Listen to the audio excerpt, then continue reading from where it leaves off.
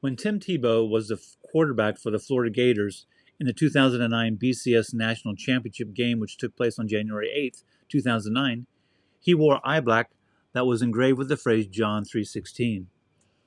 It was reported that 94 million individuals utilized the Google search engine to look up the meaning of John 3:16 because of the reference. Now fast forward to January 8th, 2012. During the 2011-2012 National Football League playoff game, Tebow had game statistics that were comparable to the Bible verse John 3:16. The game was between the Denver Broncos and the Pittsburgh Steelers. The playoff game was played exactly 3 years to the day after Tebow wore the eye black that was engraved with the Bible verse John 3:16. The final score of the game was 29 for the Denver Broncos and 23 for the Pittsburgh Steelers.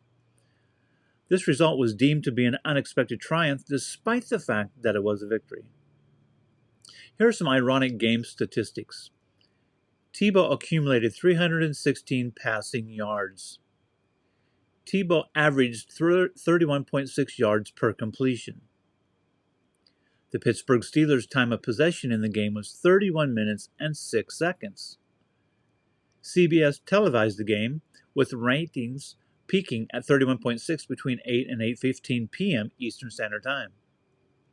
The only interception in the game is thrown by quarterback Ben Roethlisberger of the Pittsburgh Steelers. He threw a second quarter interception on 3rd and 16.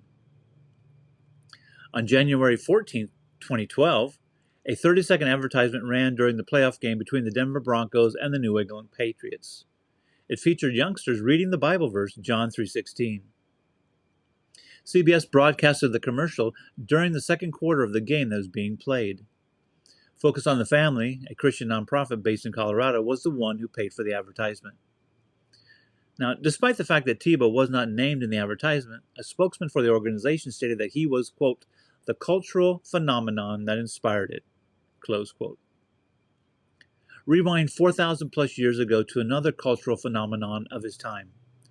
Let me introduce you to none other than the author of those words, Jesus the Christ. If you are unfamiliar with the words, maybe this will jog your memory.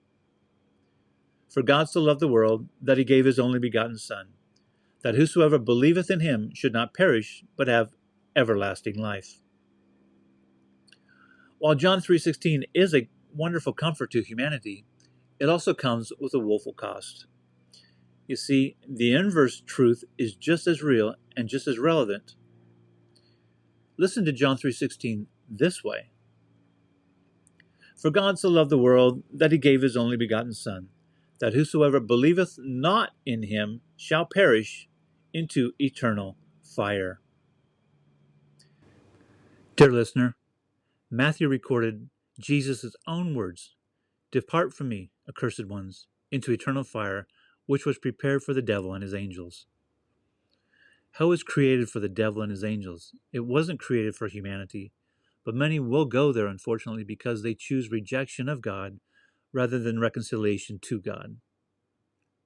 You see, God sent Jesus into the earth in order to reconcile humanity to himself. Those who reject reconciliation will spend their eternal death in the lake of fire, along with Satan, the beast, the false prophet, as well as all of your friends who mock and proclaim, we're going to party there. My friend, only torment day and night awaits those, and you. I beg you, don't let that be you. God has been stair-stepping you to himself all of these years. Stop rejecting him. Stop renouncing him. Repent from your rebellious ways and pursue righteousness as swiftly as you've been pursuing wickedness. I beg you, be reconciled to God.